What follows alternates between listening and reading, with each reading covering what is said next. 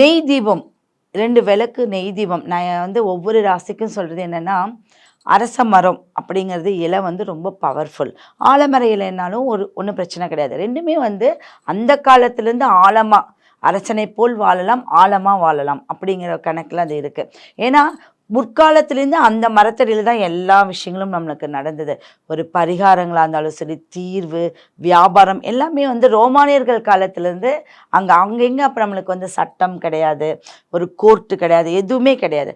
அப்போ அந்த தீர்ப்பை அந்த இடத்துலேருந்து கொடுத்ததுனால அந்த இலையில் ஒரு தீபம் போடும்போது நமக்கு ஸ்பீடு, எப்படி நம்ம ஸ்பீட் போஸ்ட் பண்ணுறோம் அந்த மாதிரி ஸ்பீடாக அவங்களுக்கு ஒரு விஷயங்கள் நடக்கும். அப்போ தீபம் அப்படிங்கிறது எந்த எண்ணெயில் ஏற்ற வேண்டும் அப்படிங்கிற ஒரு கணக்கு இருக்குது.